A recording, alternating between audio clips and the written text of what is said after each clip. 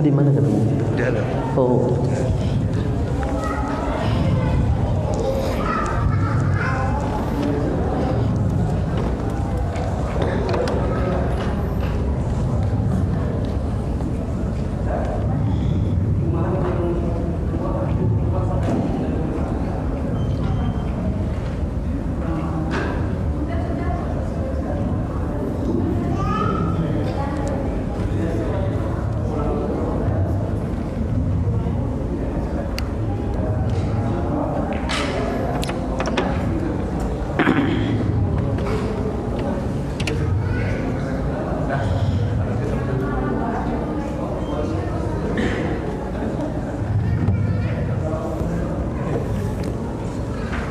Baik.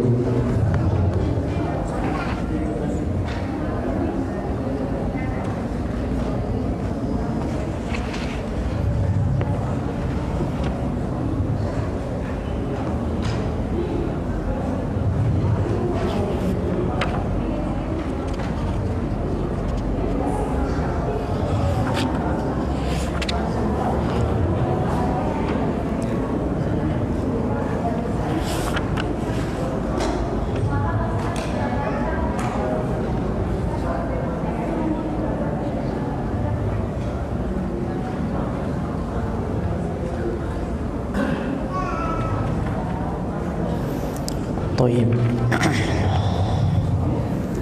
Kita mulai. Alhamdulillahi Rabbil Alamin, wal aqibatu lil muttaqin, wala udwana illa 'alal zalimin, wassalatu wassalamu ala asyrafil anbiya'i wal mursalin nabiyina Muhammad wa ala alihi wa ashabihi wa man tabi'ahum bi ihsanin ila yaumiddin, amma ba'd.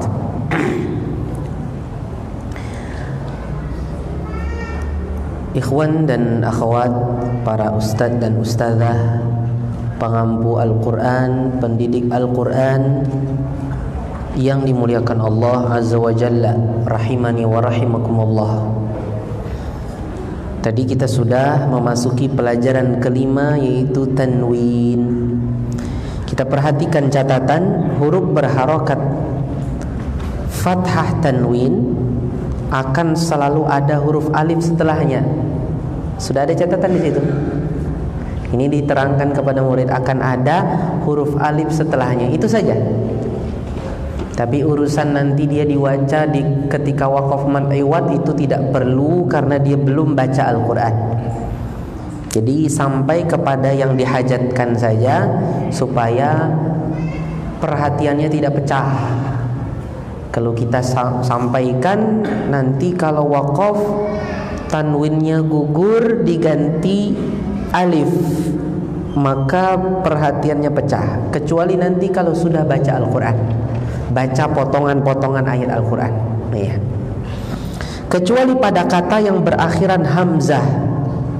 Kecuali pada kata yang berakhiran hamzah seperti nisaan, di situ tidak ada fathah. Dan kata yang berakhiran ta marbutah, tak yang terikat, tak yang ikatan seperti ikatan buhul itu, seperti contohnya alaqatan, itu juga tidak ada alifnya.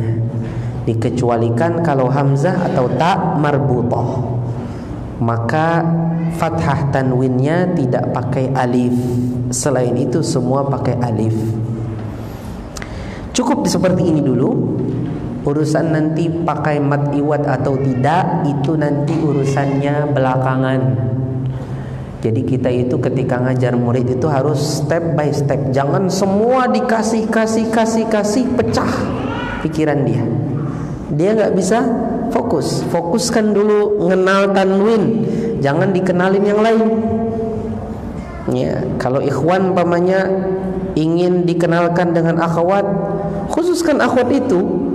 Jangan kasih alternatif yang lain dulu, biar dia betul-betul istikharahnya mantap dengan akhwat ini kan, ya kan? Kalau terlihat sudah mulai di sini dia memberikan keputusan untuk umpamanya tidak melanjutkan, baru antum kasih alternatif yang lain. Nah, ya. Jadi seperti itu ikhwati a'izza'i rahimani wa rahimakumullah. Tolong perhatikan, catatan ini harus diajarkan juga kepada murid. Kemudian latihan huruf bertanwin. Wala, wala. Dal tanwin dal kasrah tanwin, din waladin. Aba, aba. Dal kasrah tanwin, din abadin. Aba, aba. Dal dhammah tanwin, dun abadun, ya. Qala, qala. Mim dhammah tanwin, mun qalamun, dan seterusnya. Nanti ketemu lubadan juga seperti itu. Nah, seperti itu kita kasih tahu, lihat kalau dia toma'an karena dia fathah di akhir maka ada alifnya, kecuali yang hamzah dan tak marbutah. Ahadan, amalan, baladan, seperti itu. Perlu juga anak-anak kita itu dibiasakan mengenal macam-macam penulisan huruf, ya. Makanya perlu diajarkan, umpamanya masalah alif saja. Kalau alifnya itu di lam, contohnya amalan, lihat amalan, alif yang di lam itu seperti itu, nak. Dikenalkan alif yang di lam seperti itu tulisannya. Kalau ahadan seperti itu.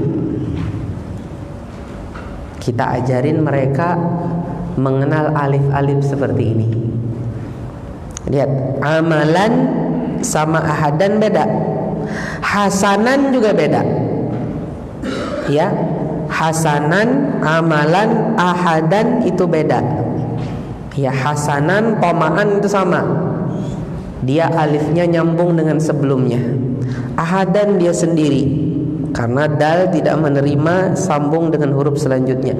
Amalan nyambung, cuman nyambungnya seperti ini gambarnya. Dibiasakan mereka untuk melihat gambar tulisan tersebut. Bagaimana tulisan alif. Baik, evaluasi membaca huruf tanwin ini ujiannya. Berarti dia sudah betul-betul lulus mengenal tanwin dan latihan huruf bertanwin. Baru setelah itu dikasih ujian evaluasi membaca huruf bertanwin ini sebelum dia melatih membaca.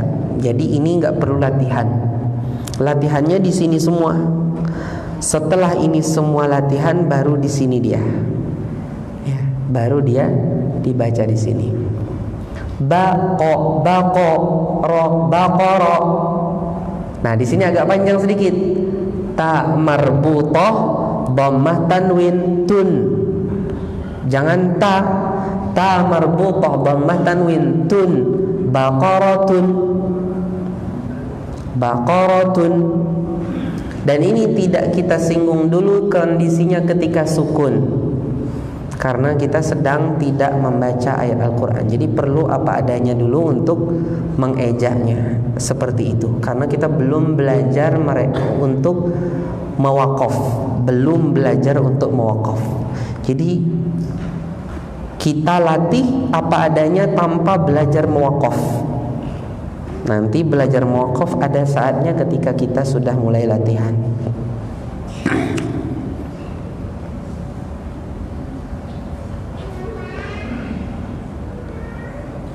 Ya. Seperti itu ya. Safaratun, safa, ro, safara. Ta marbutah, fathah tanwin, tan, safaratan, ya kan? Hasana, hasana. Ta marbutah, fathah tanwin, tan, hasanatan. Dibiasakan mereka mengeja. Dan mengeja itu betul-betul diingat dan menghayati. Bukan cuman kayak dia mengingat-ingat begitu, tapi tidak dia sadari pentingnya menyebut. Diajarkan juga dia, diingatkan dia betapa pentingnya mengingat untuk ketelitian dia kelak. Dia betul-betul ingat huruf ini. Jadi di sini dia belajar membaca huruf tanwin dan belum belajar mewaqaf. Jadi nggak perlu diajarkan waqaf, sama sekali nggak disinggung, supaya kefokusannya tidak pecah sama sekali. Jadi kita itu betul-betul step by step, tidak sedikit pun menyinggung sesuatu yang belum pelajarannya. Tidak. Nah, tapi pelajaran keenam, pelajaran membedakan dua huruf yang sering tertukar. Ini penting. Ini penting sekali. Pelajaran membedakan dua huruf yang sering tertukar. Pertama, ya, latihan pada huruf-huruf yang mirip pengucapannya namun berbeda makhrajnya. Mirip pengucapannya namun berbeda makhrajnya. Membedakan huruf hamzah dengan huruf ain. Huruf ain, huruf hamzah termasuk dalam huruf aqsal halqi, yaitu keluarnya huruf dari tenggorokan bagian bawah. Ini hanya pengetahuan yang nggak terlalu ditekankan, tapi diajak mereka berpikir sebenar. Dia letaknya di sini. Adapun huruf ain letaknya dalam huruf wasatul halqi, yaitu keluar huruf dari tenggorokan bagian tengah. Berarti otomatis beda. Karena beda harus dibedakan. Lihat gambarnya, alhamdulillah ada petunjuk di situ. Nah, lihat gambarnya. Ini dia di aqsal halqi, paling bawah di sini. Huruf ain di wasatul halqi, di sini. Nah, di sini, di dalamnya jakun ini. Kalau laki-laki punya jakun di dalamnya. Kalau aqsal halqi di sini, paling bawah, di sini, ya. Sebelum tarquwah. Tarquwah kan di sini. Tarquwah di sini, tarquwah. Taraqi, tarquwah di sini. Kalla idza balagatit taraqi. Tarquwah di sini. Kalau ini halq, ya. Ini halq. Tarquwah di sini. Sebelum tarquwah di sini apa? Di sini pita suara. Sebelum pita suara, disitulah persis aqsal halqi, tenggorokan paling bawah. Nah, setelah itu baru tarquwah terusannya itu. Baik, ikhwati a'izzai rahimani wa rahimakumullah. Latihan pada huruf hamzah dan huruf ain, ya. A I dan seterusnya. A I U baru nanti dilatih dia membedakan dua huruf. Jadi pertama disuruh fokus ke masing-masing huruf. A betul-betul beda. Saya perhatikan banyak yang kurang bisa membedakan ini pengalaman pribadi, ya. Lebih banyak di kalangan perempuan daripada kalangan laki-laki. Ini pengalaman pribadi aja. Kurang jelas perbedaan antara hamzah dengan ain, ya. A sebagaimana saya juga punya pengalaman pribadi dengan berbagai suku di Indonesia. Saya perhatikan suku yang paling fasih, mudah fasih itu orang-orang Nusa Tenggara Timur, Sumba, kemudian Ende. Orang Nusa Tenggara Timur itu yang paling mudah difasihkan. Mungkin ada gen Arabnya sedikit atau bagaimana. Ini pengalaman pribadi. Kemudian yang paling mudah mengiramakan termasuk diantaranya adalah orang-orang rumpun Melayu secara umum. Dan itu banyak di Kalimantan, khususnya lagi Sumatera, karena terbiasa di adatnya juga secara umum, ya. Dan juga orang-orang timur seperti NTT juga tidak kalah. Dan NTB khususnya yang di ujungnya NTB yaitu Bima, itu paling punya seni. Bima itu paling punya bakat seni menyenikan suara. Yang paling banyak ikhtilas itu Dayak secara umum. Saya kan artinya saya itu dengan semua suku sudah insya Allah, semua suku di Indonesia. Sampai Mentawai pun pernah, suku apa namanya? Yang di Mentawai itu yang sukunya yang masih belum pakai pakaian, pernah juga. Dari semua suku itu yang paling banyak ikhtilas itu Dayak secara umum. Orang Dayak itu karena faktor bahasa mungkin ya. Jadi ketika baca Al-Quran paling banyak ikhtilasnya. Susah untuk mentahkikkan harokat. Paling susah untuk mentahkikkan harokat dibanding suku lain ya. Artinya paling susah untuk ditahkikkan, paling banyak ikhtilasnya. Nah, itu pengalaman-pengalaman pribadi bersama berbagai suku secara umum. Saya tidak berbicara pribadi, tapi secara umum ada suku yang secara umum paling mudah untuk diginikan, digitukan dan sebagainya. Tapi Bugis pun juga terkenal bagus. Contohnya dulu Muhammad Dong ya, adalah qari terkenal asal Bone, punya mushaf 30 juz, bahkan mungkin orang pertama yang punya mushaf sauti 30 juz di Indonesia. Tidak ada yang lain sebelum Muhammad Dong setahu saya. Ya, punya mushaf sauti 30 juz. Ya, Syekh Muhammad Dong.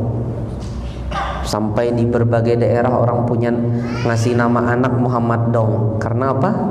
Senangnya dengan suaranya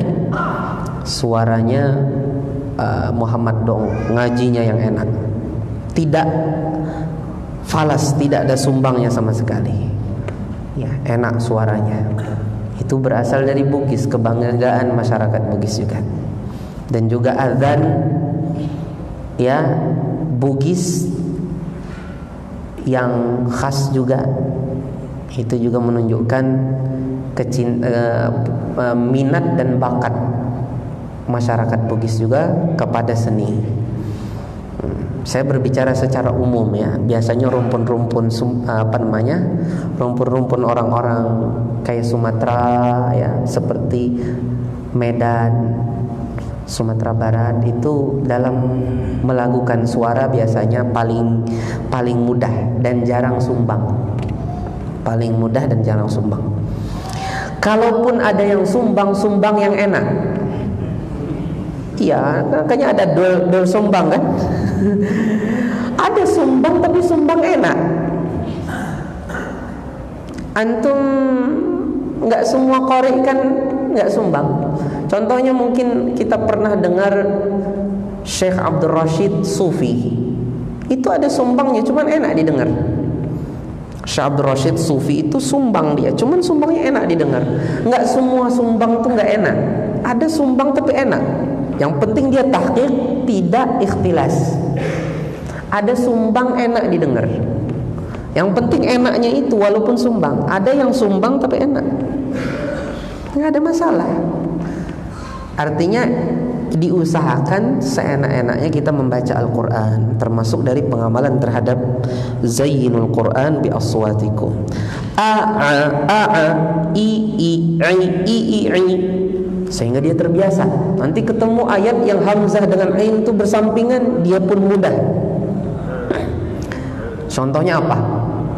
Idza ja'akal munafiquna qalu nashhadu innaka la rasulullah wallahu ya'lamu innaka la rasulullah wallahu yashhadu innal munafiqina lakadzibun ittakhadhu aymanahum wa idza ra'aitahum tu'jibuka ajsamuhum wa in yaqulu tasma' liqawlihim ka'annahum khushubun musannadah tahsabuhum ka'annahum khushubun musannadah yahsabuna kulla sayhatin 'alaihim humul adu fahdharhum qatalahumullahu anna. Ada di situ kayaknya ain sama ain. Wa tubi'a ala. Lihat ain ya. Dzalika bi annahum amanu tsumma kafaru fatubi'a ala. Jadi dia tahqiq dua-duanya. Ada sebagian orang tidak tahqiq kan? Fatubi'a ala. Mana ini? Jelaskan di sini. Fatubi'a ala. Jangan sampai fatubi'a ala. Enggak tahqiq lagi. Fatubi'a ala. Fatubi'a ala. Dengan seperti ini dia dibiasakan fatubi'a ala. Dzalika bi annahum amanu thumma kafaru fatubi'a ala qulubihim. Ya. Fatubi'a ala, sehingga dia terbiasa mentahqiq harakat. Jadi harakat ini penting. Belajar harokat saja bisa didaurahkan. Belajar harokat saja, khusus harokat. Belajar gunnah bisa didaurahkan tabligh akbar. Sebagai contohnya saya ingin sampaikan, ini ada buku cukup bagus. Lihat, Fiqhul Gunnah. Berapa halaman ini? Di tabligh akbar kan, Masya Allah. Fiqhul Gunnah ini tabligh akbar dari jam 8 sampai zuhur. Teruskan habis zuhur 1 jam lagi. Betul-betul dikuasai fikih gunnah. Contohnya harokat begitu juga bisa ditabligh akbarkan. Harokat saja, belajar harokat saja, sehingga betul-betul menguasai harokat. Dan sukun betul-betul dikuasai. Bagaimana mentahqiq harakat, jangan sampai ikhtilas. Kalau ya seperti itu. Ikhwati a'izzai rahimani wa rahimakumullah. Baik. Setelah hamzah dan ain, membedakan huruf ha dengan ha. Ini juga sering tertukar ya di sebagian kaum muslimin. Huruf ha termasuk dalam huruf aqsal halqi, yaitu keluarnya huruf dari tenggorokan bagian bawah. Kita kasih tahu gambarnya, lihat di situ titiknya. Ha termasuk dari huruf wasatul halqi, yaitu keluarnya huruf dari tenggorokan bagian tengah. Lihat gambarnya. Sama dengan hamzah dengan ain. Ha dan ha begitu pula. Lihat gambarnya. Kita berikan gambaran secara global. Lihat, beda kan? Kalau tempatnya saja beda, berarti pengucapannya beda. Toyib. Dilatih dulu ha. Ha ha ha ha. Hi hi hi hi hi hi hi hi.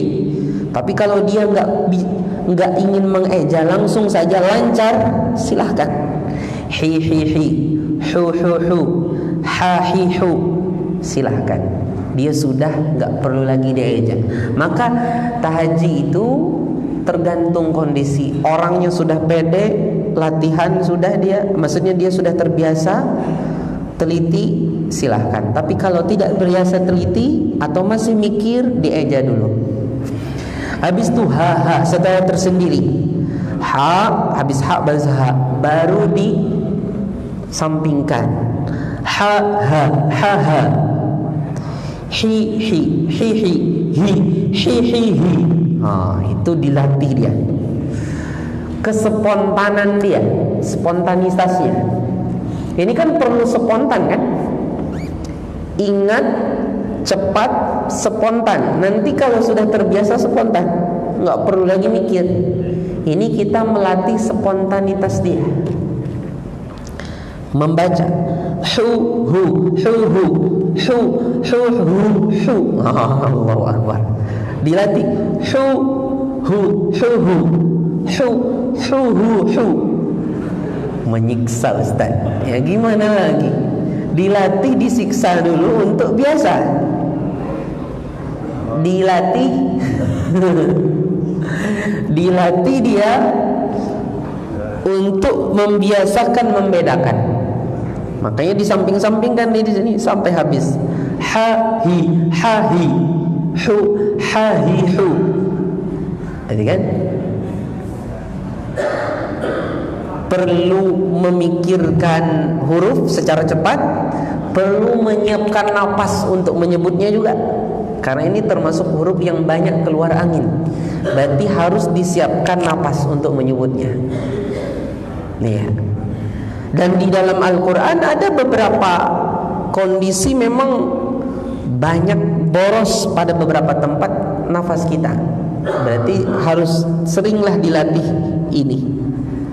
Ada nanti tempat-tempat nanti agak boros mengeluarkan nafas, terkeluar banyak, sehingga terlatihlah juga dia di sini untuk menghemat nafasnya, Jadi ha dan ha harus dibedakan. Anak-anak tidak boleh lagi nanti tertukar antara ha dan ha. Dan ini latihan harus lulus. Jangan dulu diteruskan kecuali betul-betul dia bisa membedakan. Latihan ini betul-betul dia bisa. Tidak dibimbing lagi, tidak dituntun lagi. Dibaca sendiri, alhamdulillah. Dan tidak lama mikirnya. Ada jeda. Nah, itu menunjukkan mikir. Dia sudah langsung. Kalaupun dieja sempat, tapi setelah itu langsung. Baru membedakan huruf zal dengan zai. Zal dengan zai dibedakan. Orang Sunda, orang Banjar, semua jadi jim. Ija, jul, jilatil, ardu, jil, jalaha. Iya. Subhanallah. Iya.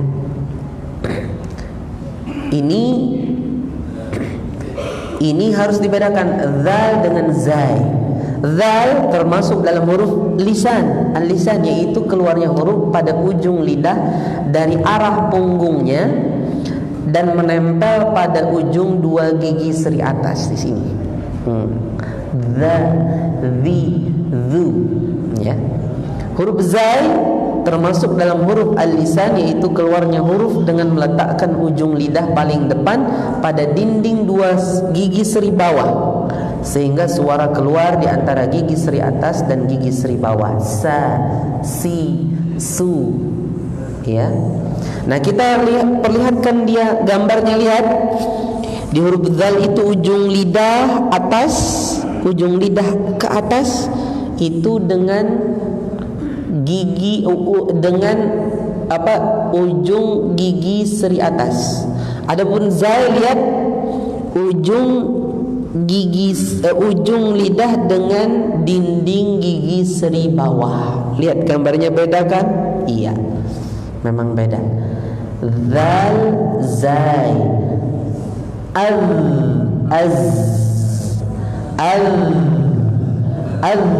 az.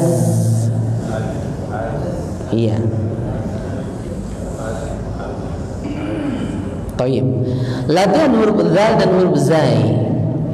Nah, ini harus dilatih. Sama, pertama satu huruf dulu dengan harokat yang berbeda. Habis itu zai dengan harokat yang berbeda, baru disampingkan dan diacak. Diacak kan ini? Di latihan ketiga dan keempat, di baris ketiga dan keempat baru diacak. Nah, diacak ini dilatih kespontanan dia, kecepatan memindah mata, kecepatan berpikir. Kalau dia masih agak lambat, berarti lama mikirnya. Dipercepat sehingga cepat dia perpindahan mata, cepat berpikirnya juga. Dilatih itu. Sebagai guru harus paham kondisi murid. Dan kita harus mempersiapkan psikologis dia juga. Jangan sampai hanya mengejar idealisme kita. Kita orangnya idealis, harus ini. Tapi kita tidak mempersiapkan kondisi dia. Kadang-kadang kondisi murid tidak bisa fokus untuk memindah mata, memindah pikiran gara-gara kondisi di sampingnya yang memecah pikirannya. Atau mungkin ada sesuatu, kalau anak-anak mungkin dia ada yang ngambek. Tadi ayahnya atau ibunya nggak ngasih keinginan dia. Masuk sekolah dia pengennya bawa kue, itu ternyata kue yang lain. Akhirnya bawaan ngambeknya jar orang Banjar, jar orang Padang maraju. Jar orang Padang marajua. Marajo. Kalau orang Banjar maraju ya. Maraju tulaka sakulah. Ya. Tulak tahu ya? Tulak tuh pergi. Maraju tulak sakulah. Hah? Napa teh? Bapadah lawan kuitan tukarakan ulun wadai ngindo. Tapi kuitannya manukarakan wadai nang lain. Bulik inya sangit sarik inya lawan kuitan. Nah, kenapa tatawaan? Ya, jadi dia akhirnya ngambek dia. Ngambek itu mempengaruhi. Jadi seorang guru harus paham, jangan hanya kamu harus bisa, tapi lihat wajahnya agak sedikit masam. Ini kayaknya lagi nggak mood nih. Ya, anaknya lagi nggak mood. Kita tenangkan dulu, kita kasih motivasi. Mungkin ada hal-hal yang menghilangkan ngambeknya dia. Dengan apa dulu? Dengan apa sampai senyum dia? Udah sumringah, udah bahagia. Baku jihing jar orang Banjar. Baku rihingnya. Sudah baku rihing, hanyar limbah itu kita ajari dia. Ya. Iya. Setelah itu baru kita ajarin dia. Kita ajarin dia. Karena dia sudah senang, udah. Jadi perlu psikologis itu harus disiapkan juga. Kadang juga psikologis hubungannya dengan suhu. Kita ngajarin di tempat pengap, sirkulasi udara kurang, ventilasi udara di ruangan yang sempit itu kurang bagus, dinding-dindingnya terlalu rapat. Itu mungkin keseriusannya, kefokusannya kurang dibanding yang mungkin lapang tempatnya, dia lebih terasa nyaman di tempat itu. Beda juga kan? Panas, aduh hawanya panas, mengurangi kefokusan. Seperti contohnya di sini, kita ini kan ngimamin. Kalau kita bisa umpamanya dengan sesuatu yang lebih bisa fokus, kita lakukan. Contohnya, kita kan ngimamin pakai ini kan ya, toib lah, nggak ada masalah. Toib kalau seandainya yang ininya, yang penyambungnya ini, yang alat yang beratnya ini ditaruh di kantong, akan sedikit ada berat dan ada rasanya. Tapi kalau dia dijepitkan umpamanya di celana, mungkin lebih terasa nggak ada rasanya, lebih kurang rasanya, sehingga memudahkan kita untuk bisa memahami dan mentadaburi ayat yang kita baca. Kefokusannya pun lebih tinggi. Ya kan, ini juga perlu diperhatikan yang seperti itu. Nah, maka diperhatikan mana yang paling menjaga dan suaranya tetap terdengar. Nah, itu tetap kita perhatikan. Huruf zai ya, dan huruf jim sekarang. Tadi zal dengan zai, sekarang zai dengan jim, harus juga dibedakan. Kita sampaikan juga zai seperti ini. Zai, tipiskan zai itu, jangan kayak orang Indonesia za itu tebal. Za, tipiskan. Zai. Jangan zai, za itu tebal. Tipiskan ujung lidah. Zai. Habis itu huruf jim, jim. Ya, kita kasih tahu juga dia menempel dengan langit-langit. Ya, tengah lidah menempel pada langit-langit. Tertutup sempurna makhrajnya. Zai seperti yang sebelumnya sudah kita bahas, kita sampaikan. Gambarnya juga kita kasih tahu. Kalau perlu, terkadang guru juga harus berlatih menggambar. Menggambar itu posisi lidah itu sama gigi. Nah, di sini pentingnya belajar menggambar di SD. Di TK akhirnya terbiasa gambar di papan tulis, ya kan? Akhirnya dia gambar lah. Penting itu belajar gambar, sehingga ketika ngajarin anak bisa berlatih gambar. Seperti contohnya guru sirah nabawiyah, guru tarikh seperti Ustadz Abu Zubair Al-Hawari dan sebagainya. Mungkin ketika beliau ngajarin tarikh, beliau bisa menggambar di papan tulis bagaimana peta perang Yarmuk, perang Badar. Karena punya latar belakang pinter gambar ketika SD, bisa gambar itu di hadapan orang. Perlu kan? Perlu. Makanya belajar gambar itu perlu, selama bukan yang diharamkan Allah, sehingga terlatih juga tangannya untuk menggambar. Nah ini juga perlu dia, seorang guru berlatih menggambar. Kadang di papan tulis dia gambar, nah ini giginya nih. Nah, akhirnya anak bisa ngelihat, selain ngelihat di buku juga bisa ngelihat. Ya, seperti itu. Terkadang mungkin bisa juga, ini kan kita membedakan huruf zal dan zai, atau membedakan huruf zai dengan jim. Pelajaran yang di atas ini kita saja ngajarin, buku ditutup. Kita kasih tahu definisinya, gambarnya kita gambar. Nanti pas sudah latihan baru buka buku, langsung yang kedua di bawah, latihan huruf dal dan zai. Yang di atas buat dia murajaah. Murajaahnya yang di atas setelah kita sudah sampaikan dengan lisan kita. Jadi dengan lisan kita tuh lebih lekat daripada dia sambil baca. Ayo diingat apa tadi perbedaannya, ini. Oh ya, alhamdulillah mereka sudah paham. Gambarnya lihat, nah ini gambarnya, sudah kan? Sekarang buka buku baru latihan. Nanti murajaahnya, lihat kalian apa yang Ustadz sampaikan tadi, ini tertera di sini. Sehingga terpadulah antara ingatan dia dengan ucapan Ustadz dengan murajaah membaca, sehingga ingatannya makin kuat daripada dari awal langsung baca. Ya kan? Seperti itu. Perlu kadang-kadang kita kita lakukan terobosan-terobosan baru untuk memudahkan murid kita untuk mengingat. Zai dan jim juga ya harus dibedakan. Za, ja, zaja, zi, zi, zizi, ji, zizi, ji, ji, ji, ji, zi, ji, zi.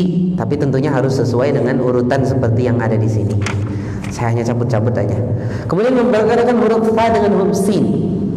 Juga sama, kita kasih tahu dengan hafalan kita, umpamanya lebih bagus lagi. Kita kasih tahu begini, gambarnya kita gambar di papan tulis. Seorang guru harus terbiasa menggambar. Kalau saya pribadi biasa gambar, mungkin di SD biasa gambar yang kayak gini ya, alhamdulillah mudah aja. Ngingat gambarnya sebentar, nggak perlu lihat, langsung saya gambar. Ya mungkin kalau ini modelnya model aslinya, kalau saya mungkin model kartunnya dikit kan, mungkin. Ya artinya adalah punya skill sedikit untuk menggambar gigi begini, gusi seperti ini dan seterusnya sampai waktu adzan ya. Baik. Latihan baru dibuka mungkin. Nah, untuk murajaah kalian lihat di atas. Sin dengan shin juga harus perlu dibedakan betul-betul. Shin dengan shad juga, qaf dengan kaf juga. Karena sudah sampai waktu adzan, nanti kita teruskan lagi insyaallah. Barakallahu fikum setelah makan malam mungkin. Wallahu taala alam. Barakallahu fikum. Kita tutup sejenak kajian ini. Subhanakallahumma hamdika asyhadu an la ilaha illa anta astaghfiruka wa atubu ilaik. Kita sholat isya dulu setelah